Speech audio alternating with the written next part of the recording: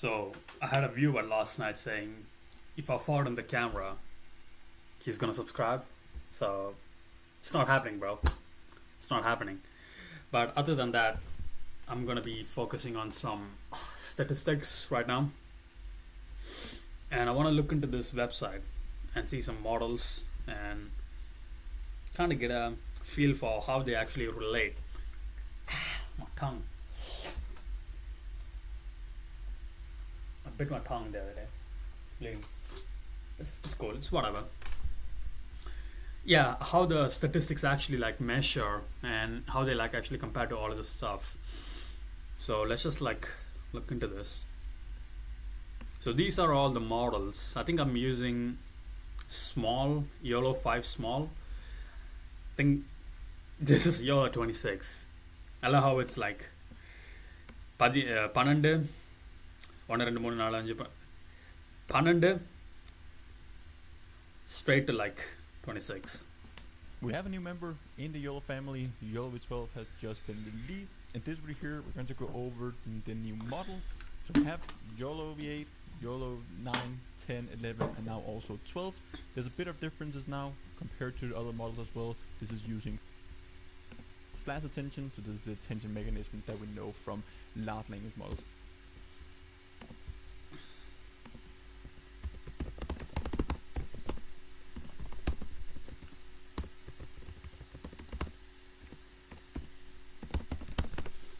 Yeah, I'm punch, punch, punch, punch, punch.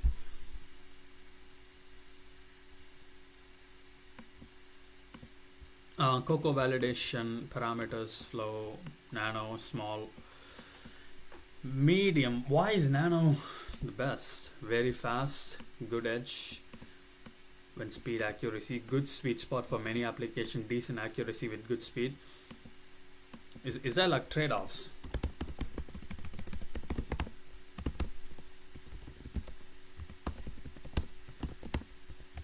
And what are they? Question mark, question mark. Let's ba ba ba ba ba ba ba ba ba ba ba ba ba ba. I'm gonna kill all of you. It's so cringe, but it is what it is, man. I'm cringe sometimes.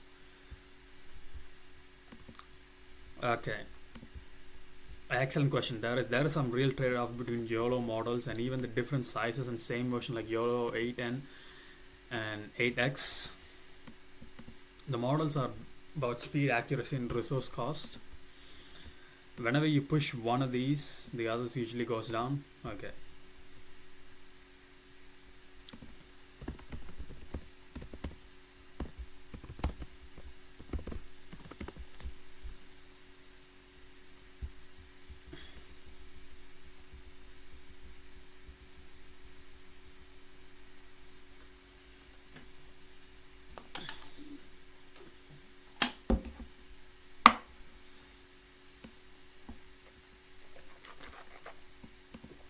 It supports multiple computer vision.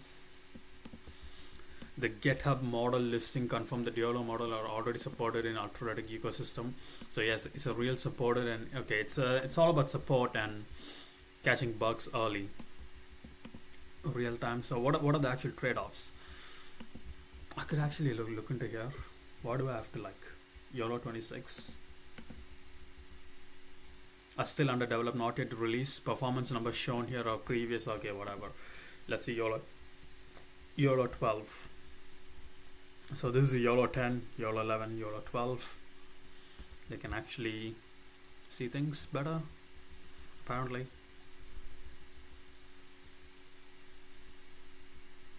Inference, validation, training, export, performance, speed. How do they actually measure all of this? So this is the actual thing, and we're training the model on whatever YAML file, coco.yaml. If you use in your research, please cite the original work of University of Buffalo and University of Chinese Academic Science. Where can I want to see some graphs, bro. Tuning GPUs, Hopper. requirements. They implement default but does not require flash attention. What is flash attention? However, the flash attention can be optionally compiled, and using YOLO to compile is one of the following GPUs needed. Okay, I'm gonna use YOLO. Put this shit over here.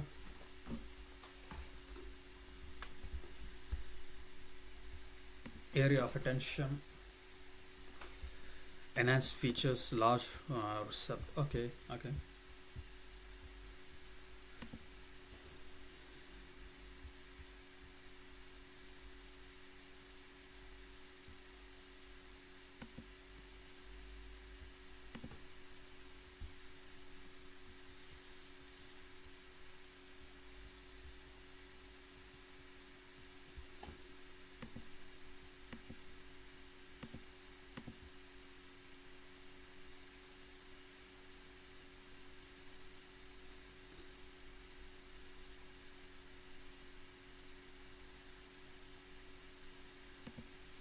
So Coco MAP, what is this MAP?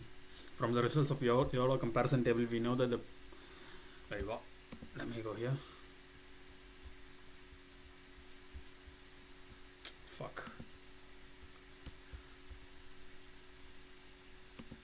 Hey everyone, ready for something really cool? Yeah. Today we're diving deep into YOLO 11.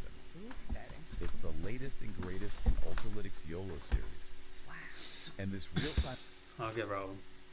Can't you guys get like a guy to do this?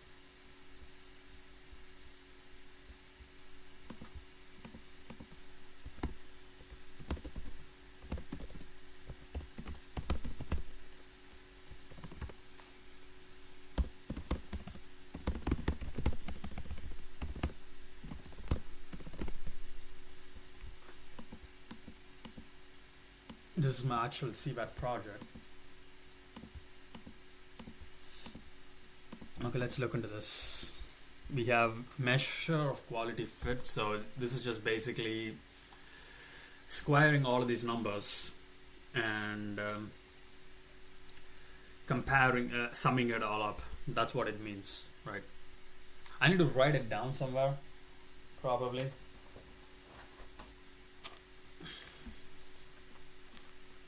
It's all like messy and disorganized. Messy, Uncle Messy. Stupid joke.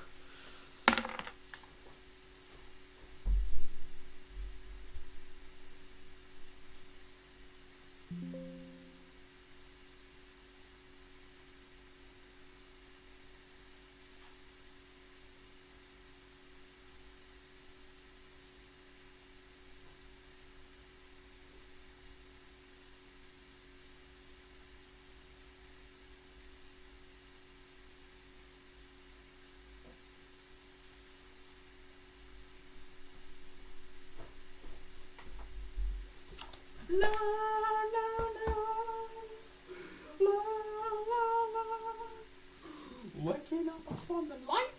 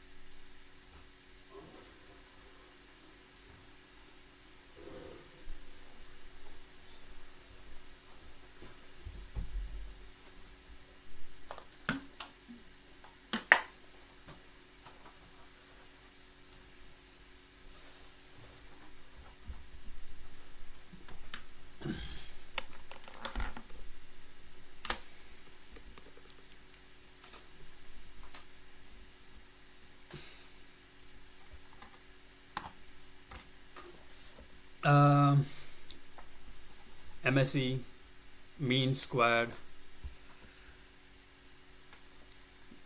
error. So all the error is getting summation.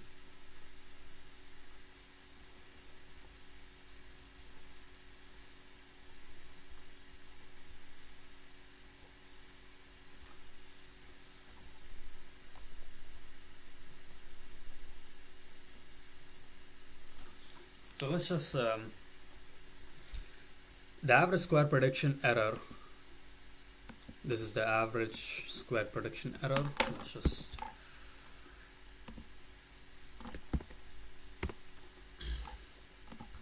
Let's just pull up NumPy for a second. Oh, I need to organize all of my shit. Fuck, so much.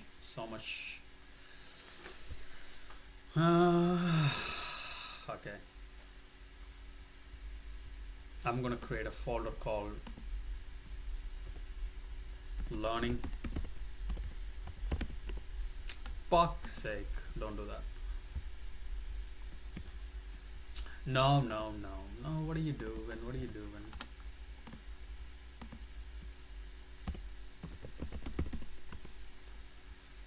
And open that and say stats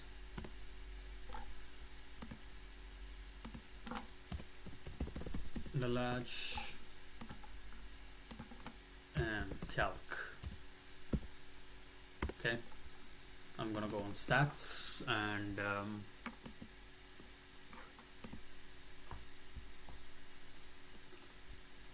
whatever, mean squared error. Also I need to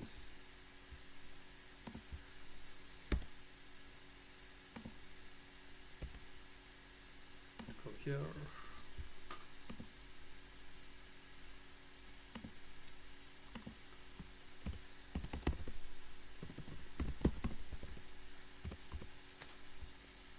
Main projects would be CCP. No.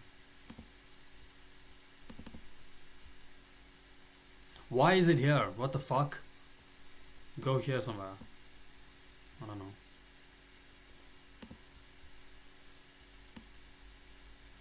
Let this shit go here and fuck's sake, because it's open. Where is it open?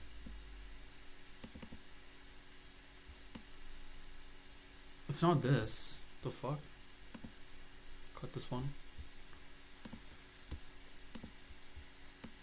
Main folder.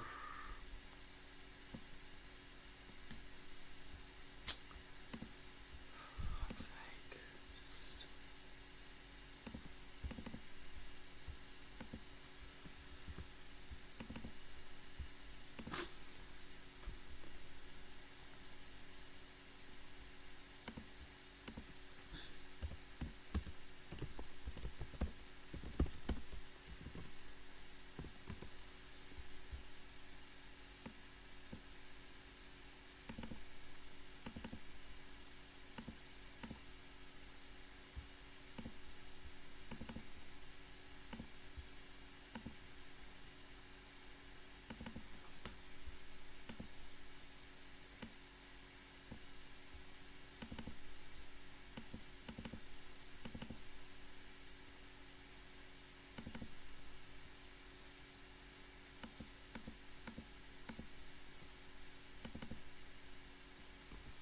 bro, this is so cringe.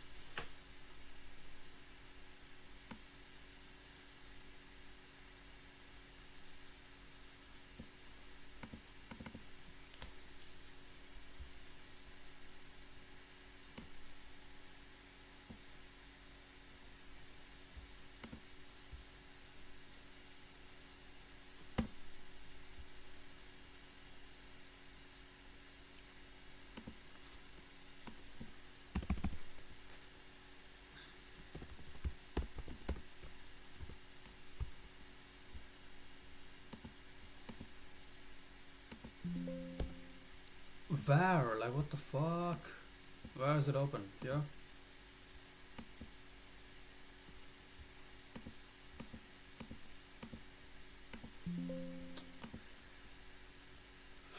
Main projects.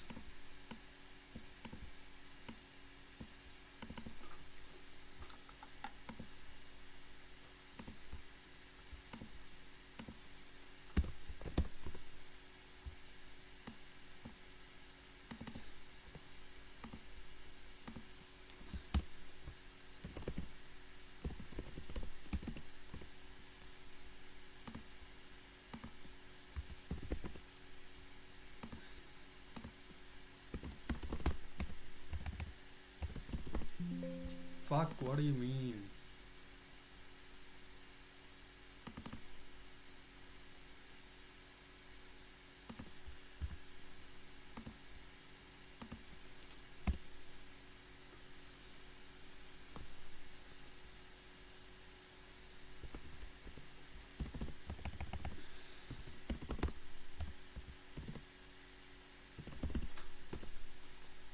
These are the 4 projects, AI projects that I'm gonna do.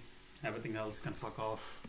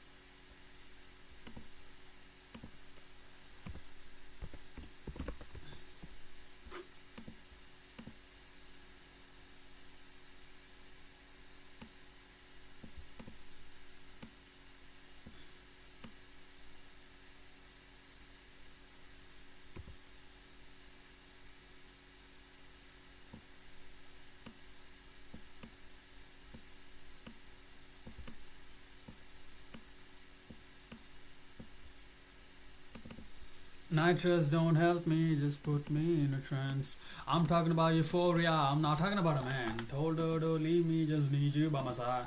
As long as you can, no, no, no, no, no, no, no, no. 10 bucks to get high, pray that I don't die. See you in the sky. Okay, I think I'm done. No more distraction. Fuck, why am I? Why did I do that? So that'll be my. So I need to open.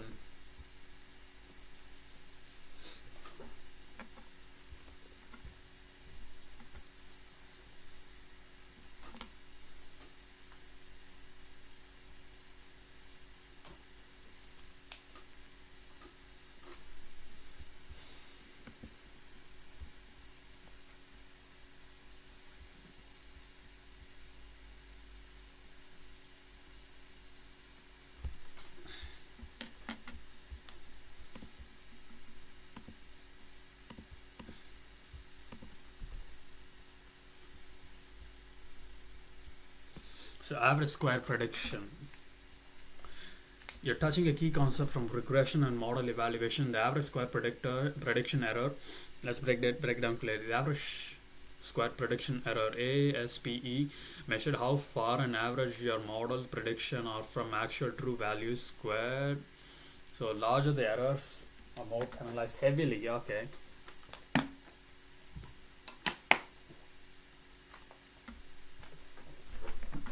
For a data set with n observation, this will be the what? No, this is the mean squared error, isn't it? Yeah, but no, that is the mean squared error. What the fuck?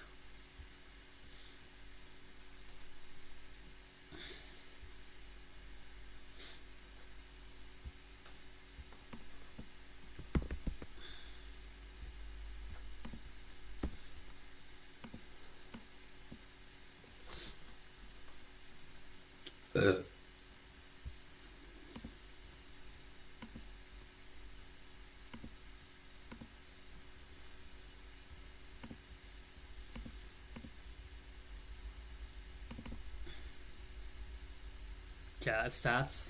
Fuck, nigga.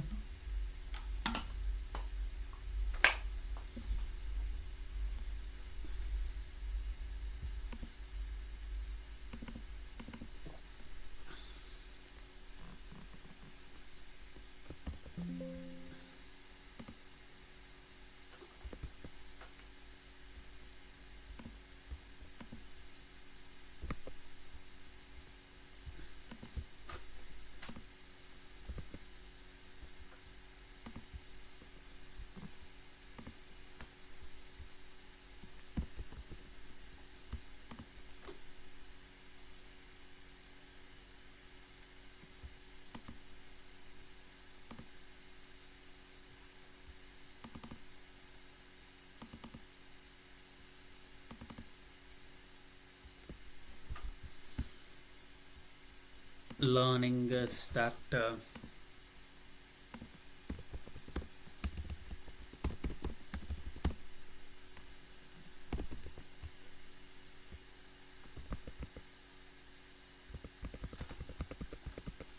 why do I have so many tabs opened up? Fuck.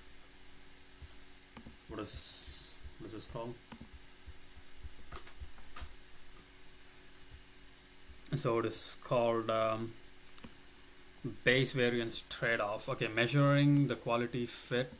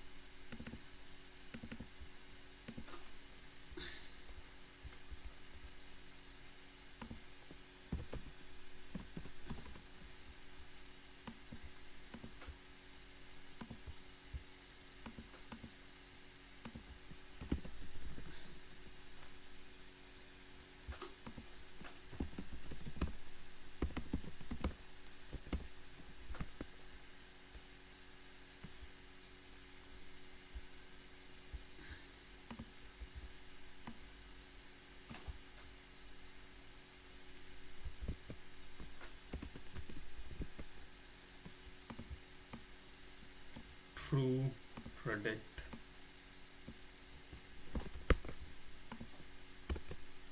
So we have two arrays. One of them it's a prediction, one of them is a true. This is like the true value and it's like a prediction. So when you go mean, that's how we find it.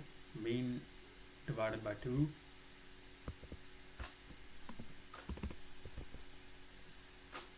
This is not MS. What the fuck is this? This is not a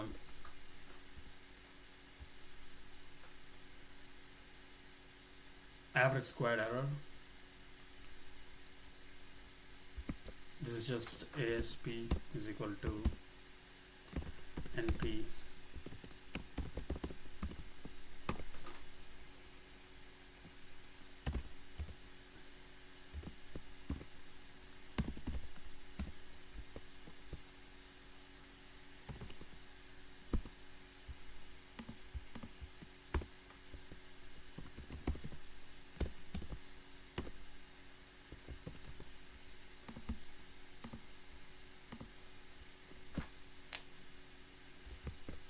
This is the mean. Oh shit. Mistake happened, bro.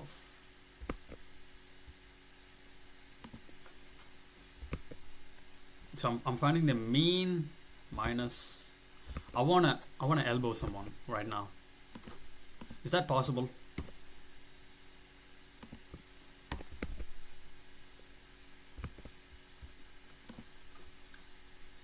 So what does this value actually mean?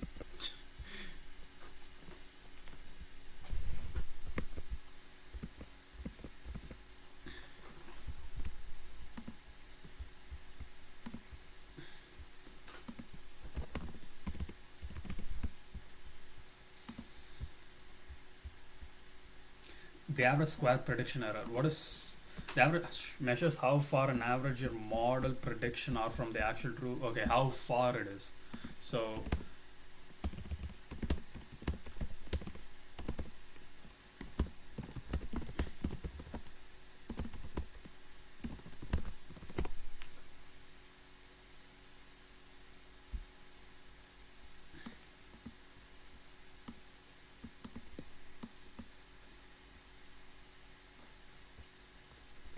So let's go here.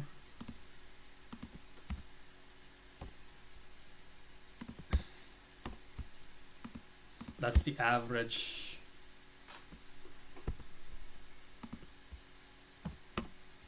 So this should be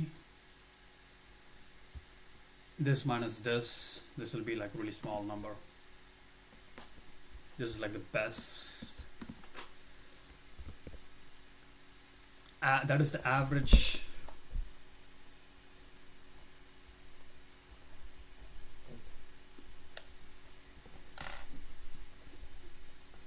The average squared error would be average squared error. Squared. What is the p in it? What the fuck? Average squared error. Squared prediction error. Okay. ASPE. We have y1. No, that's not the thing though. It was different.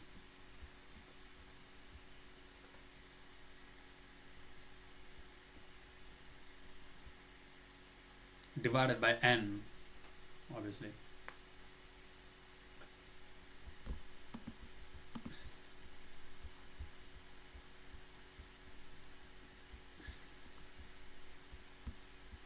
Bitches be bitchin', man.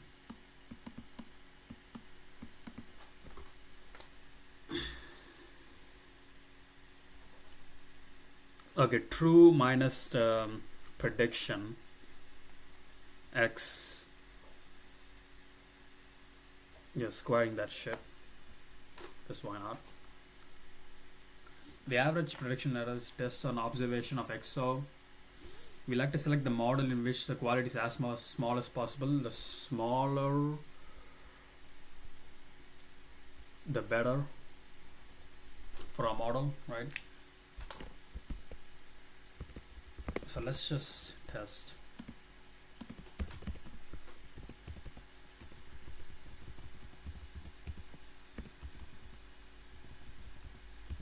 It'll be 0, of course.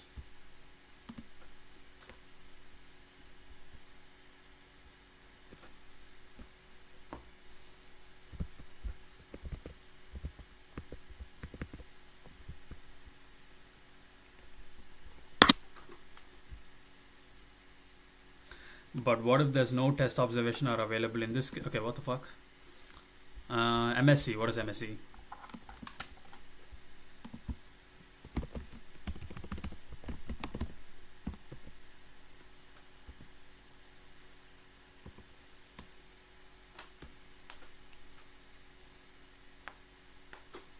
Mean square. I can almost do it myself. I think.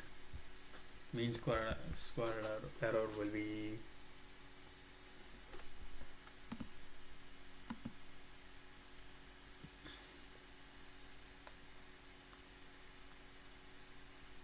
n of this, like, so 1 divided by length of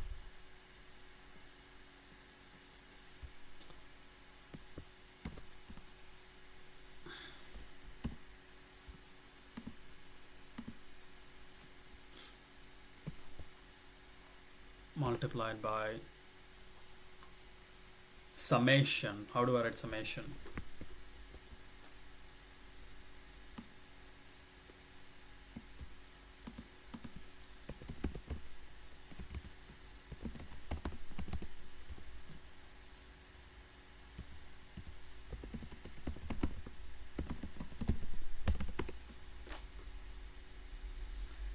Summation is done primarily with an NP.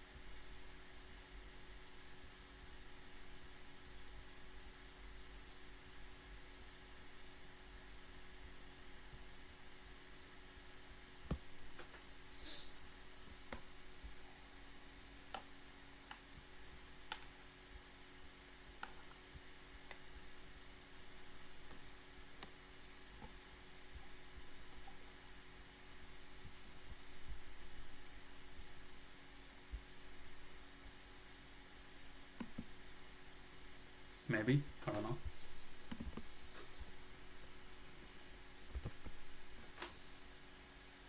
I think that's the.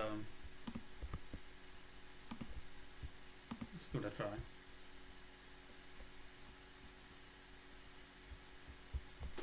So it says double precision float point array is compatible with Python class float C double. What? The character D. What is D?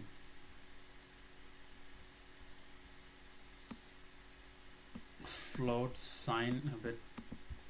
What is going on? The canonical name numpy double. Should I do double?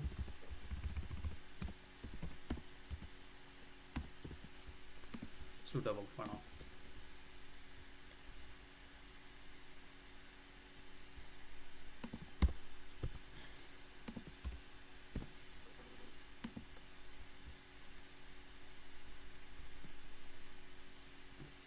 So is that the means? Is this the mean squared error?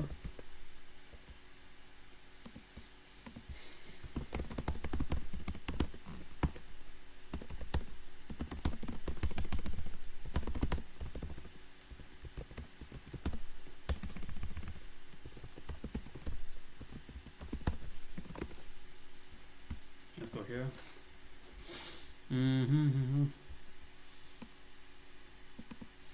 So it's a prediction that gives f in the ith observation. Meaning, what does ith observation mean? The MSC would be small if predicted response are very cold. Same like. Same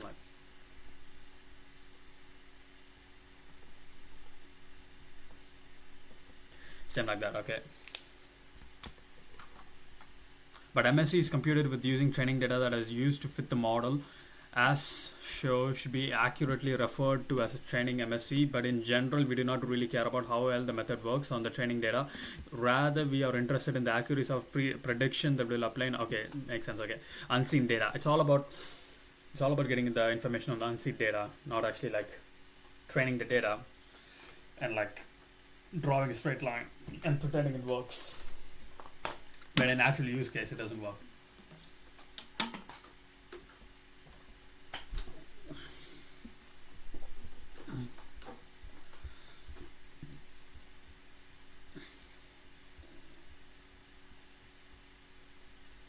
Base variance trade-off. Okay, well, this is a lot of words.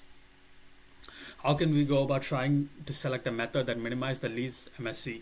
In some setting, we may have to test the data availability. That is, we may have the access to set observations that were not trained in the statistical learning method. We can simply use to elevate on the test observation and select the learning method for which the test MSC is the smallest.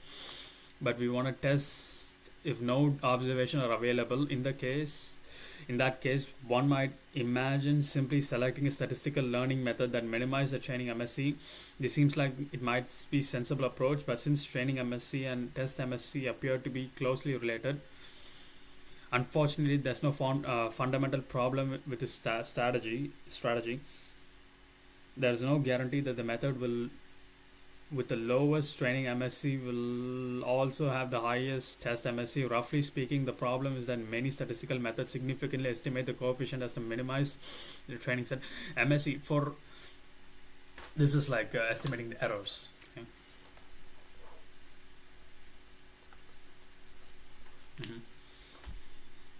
This seems like might be a sensible approach since the training MSC and the test MSC appears to be closely related. Unfortunately, there's no fundamental problem. Okay. Roughly speaking, the problem is many statistical methods specifically estimate. Okay. The training MSC could be quite small, but the test MSC is often. Yeah, when we're testing, obviously it's going to be higher. The figure 9. Flexibility.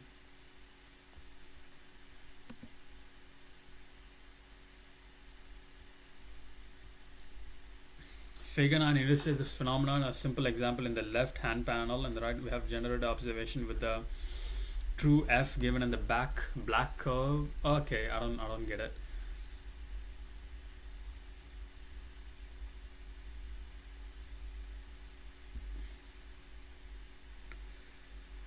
Let's just move on to the next thing. Bais variance trade-off. I need to finish that.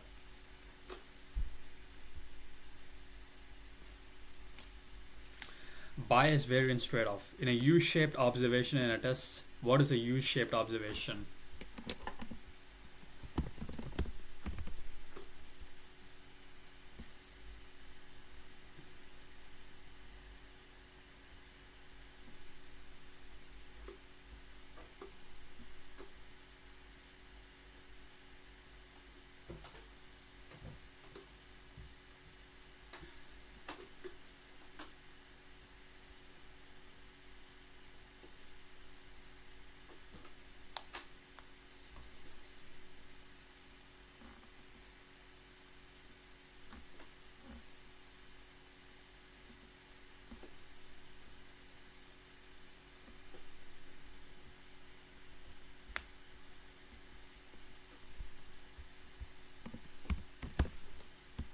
Okay.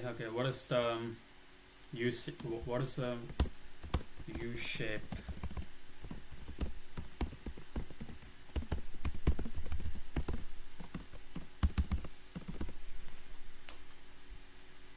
Good question. There isn't one often shown up in data analysis, economics, machine learning model. Let's unpack what is a U-shaped observation or relation, what it means. A U-shaped observation refers to a pattern in a data. The relationship is too linear, isn't linear, it forms a U-shaped plot of graph. It's a straight line, no, it's a regression, won't capture it as well. You might be able to add polynomial terms like x squared. Okay, it's a non-linear. It's a long, okay, U-shaped curve is like a non-linear model. Okay, got it.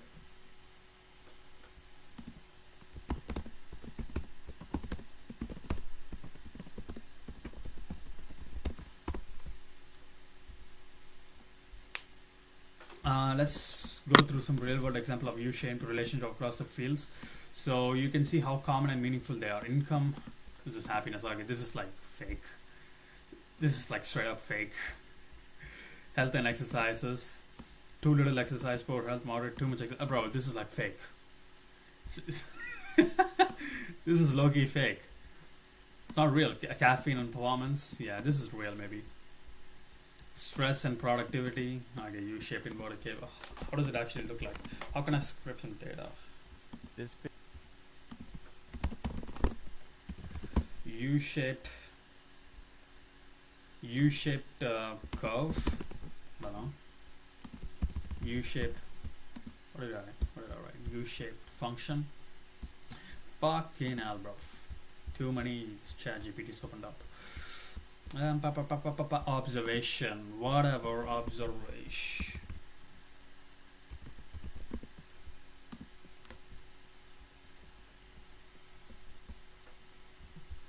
Bro, it doesn't even like show up. It's like my original thing, U-shaped curve.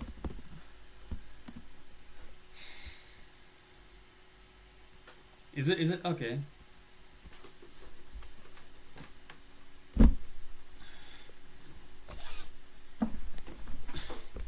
It's not a real thing. I would hope people would enjoy their work, but not everybody really enjoys their work, and many people, even if they do enjoy their work and they find meaning in it, still find it stressful. It certainly can run counter to happiness. Nowadays, you could imagine that because a number of people are opting perhaps to work less or to not have children or both, or they find tremendous meaning from their work, that there would be a bump at the bottom of that U among those that decided to simply not take on these additional responsibilities. That would be an interesting test, I think, of whether or not the total load of responsibility... Yeah, it's fake. It's not real. It's not real science. It's not real science, brother. It's not. Oh, how do you feel? On a scale of 1 to 10, how do you feel? A 7? Cool. Fake science. Not real.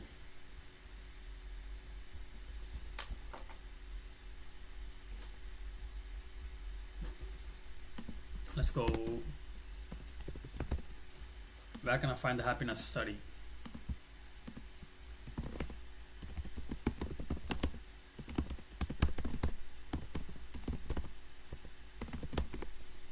It's not. How do you feel, man?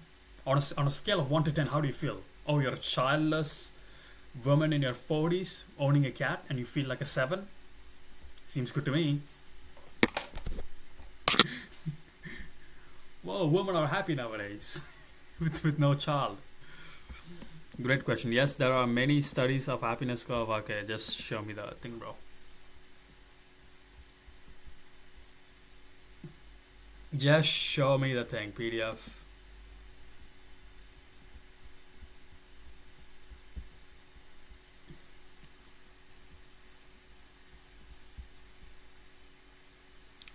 Statistics.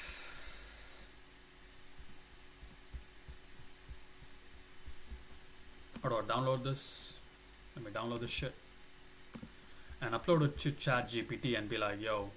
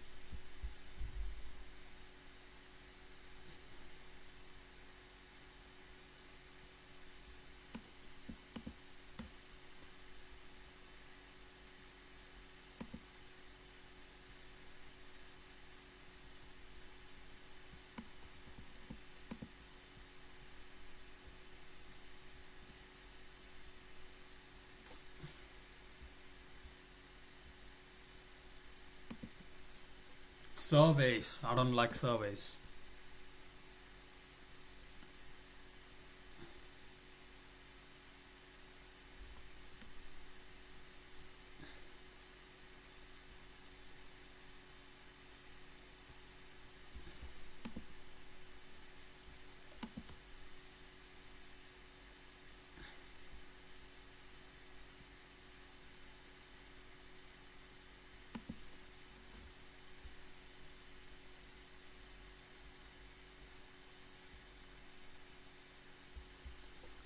Low key, not doing it.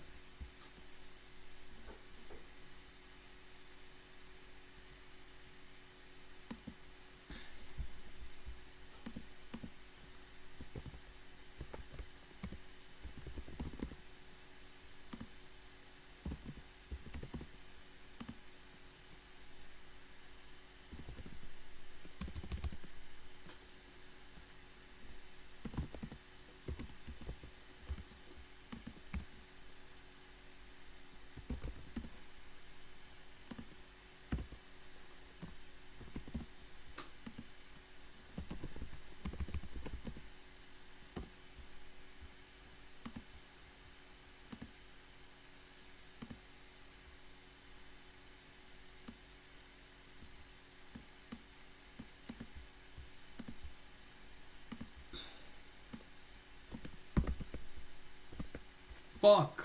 A fuck, nigga. That's the shit I don't like.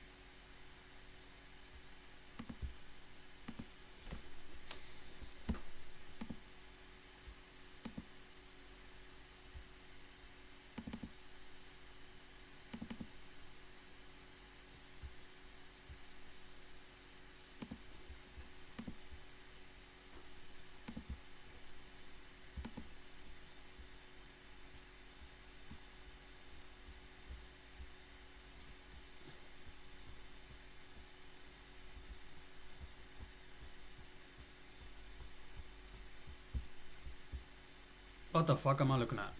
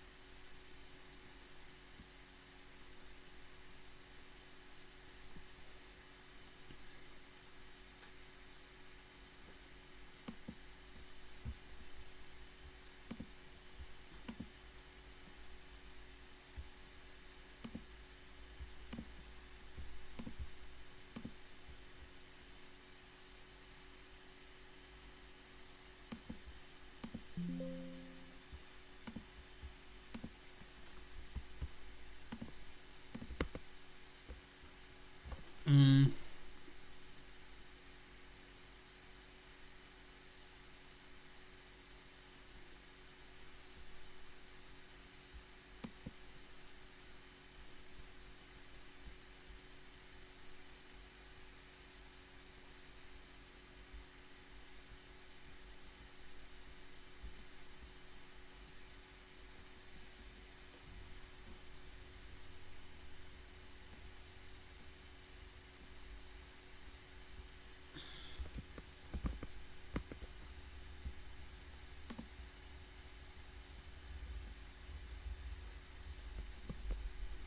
Trust me, I got no issues. Okay, let's go here.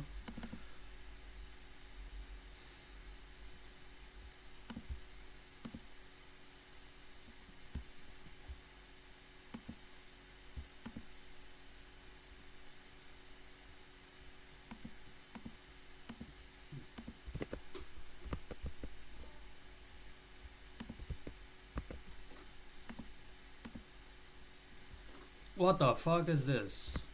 What the fuck is this, brother? Go back.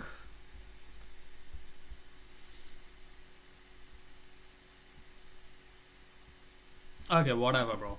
Like, I can't give up. Whatever. Okay. U-shaped. Turns out the results of two competing properties of statistical learning methods. Figure details of the figure 9 using different f that is far from the linear. Okay, this is not a linear thing. This is whenever there's like a curve. Is that how it is? Whenever there's a curve. Probably not. And through the mathematical proof and beyond the scope of this book, there is the possible show of how we expect a least MSE for the given value XO. You can always decompose the sum into three fundamental quantitative variants: the squared bais of f of x and the variance of the error in terms this thing. Whoa! So this is the squared base biases.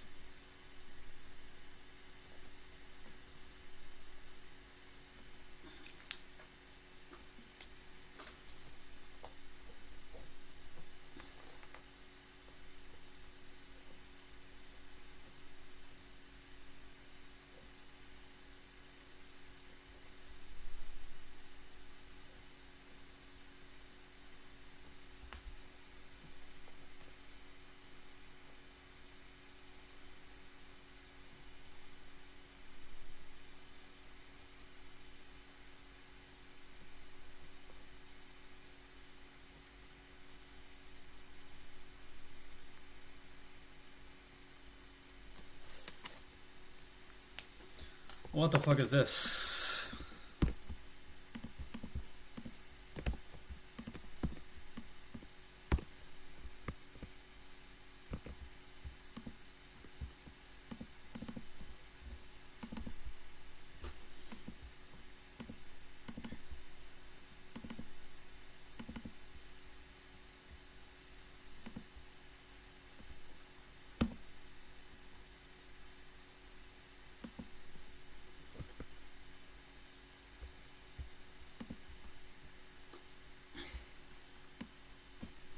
Statistical learning.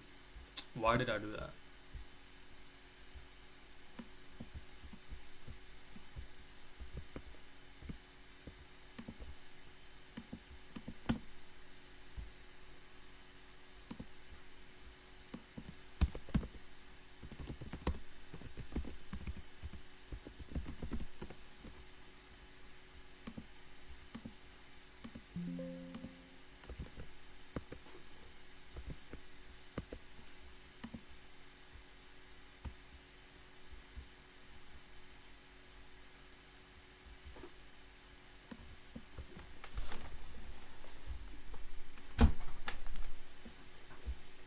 That's a square box.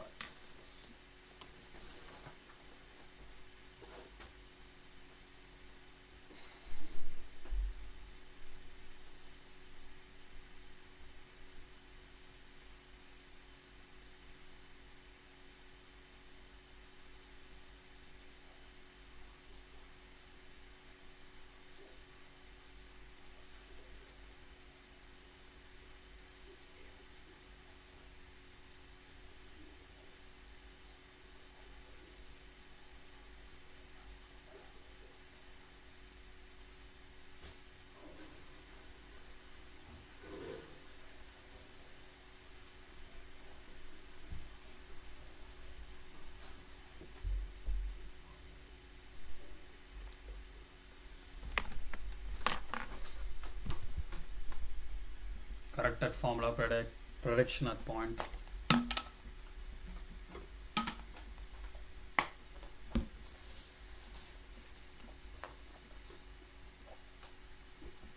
Bias varies decomposition. Sounds fancy. Let's put this shit on YouTube. See what it is.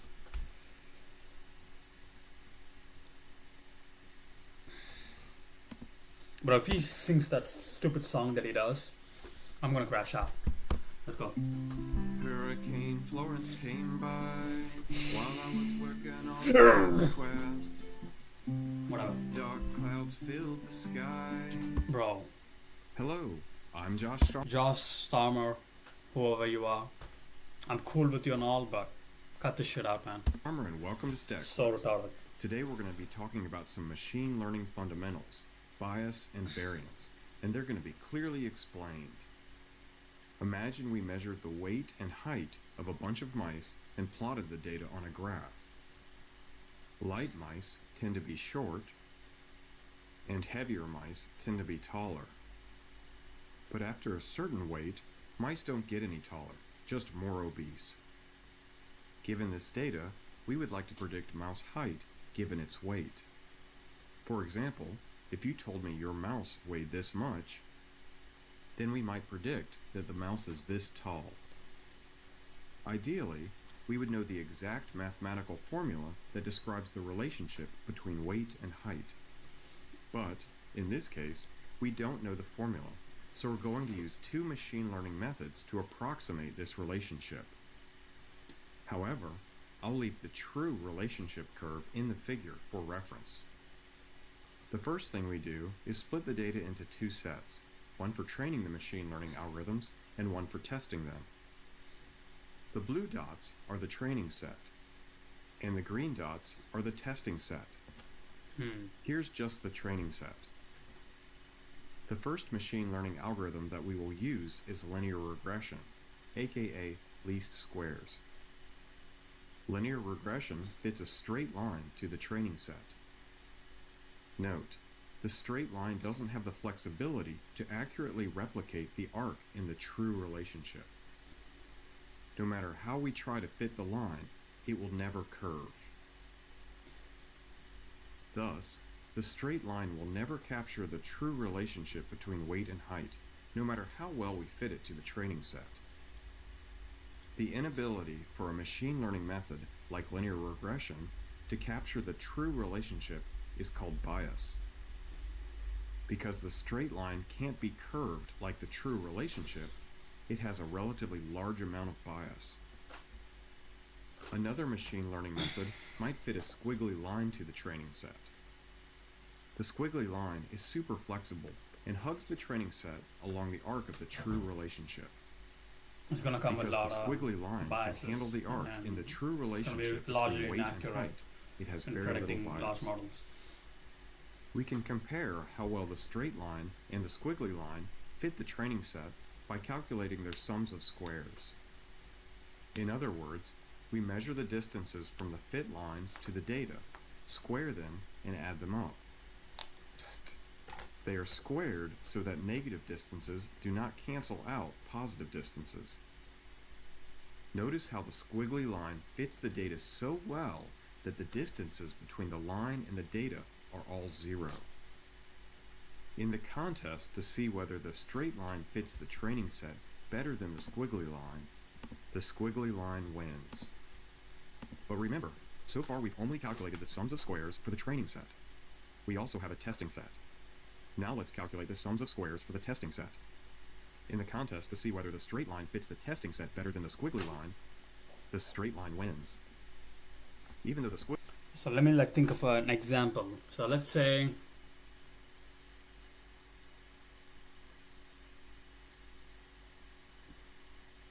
height and attraction is like a really good thing. So the taller you are, the more attractive you get. And if you're like in the 6'7" kind of range, you kind of give off the bad vibes, like you kind of look like a creep at that point. So let's say height. This is like such incel shit, you know what I mean? Like, it is what it is, bro. 6'7", and we have 4'7".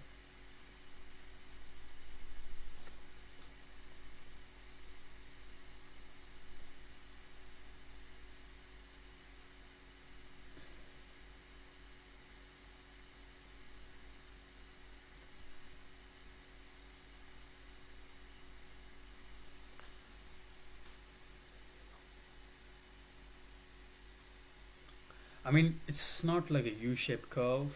Is it like a U-shaped curve? Probably.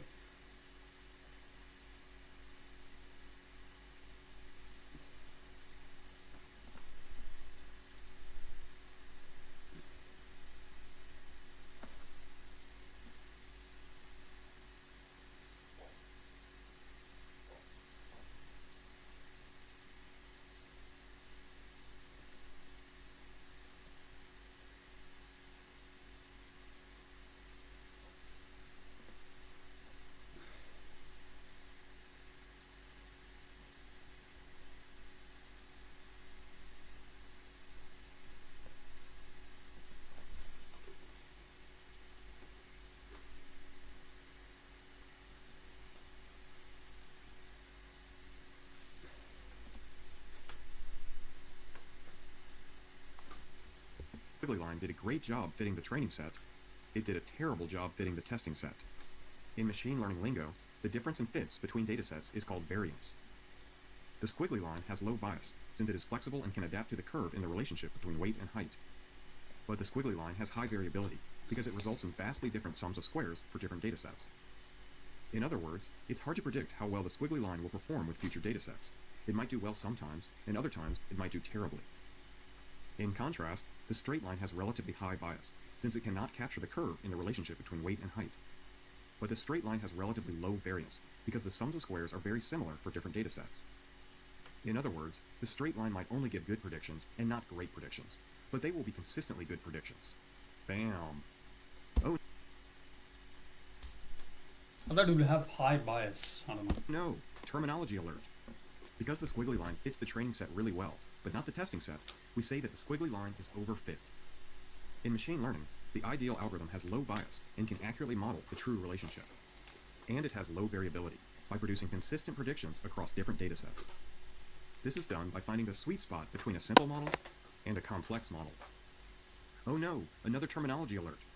3 commonly used methods for finding the sweet spot between simple and complicated models are regularization, boosting, and bagging.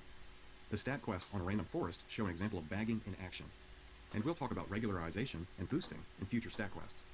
Double bam! Hooray! We've made it to the end.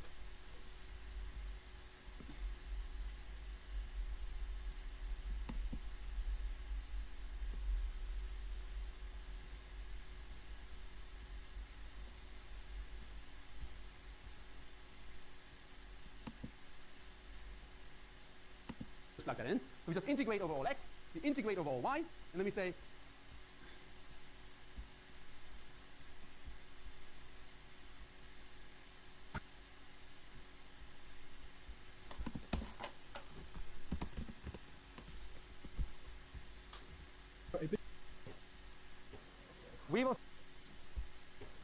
we will start today with a very short announcement by Darian from Amazon Robotics. Is that correct?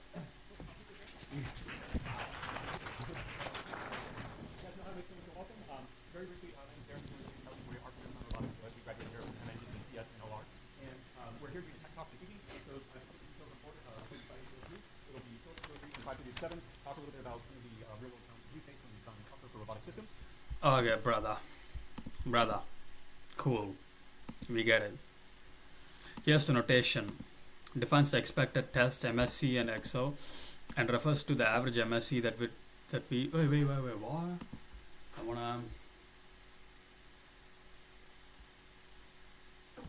wanna check something really quick.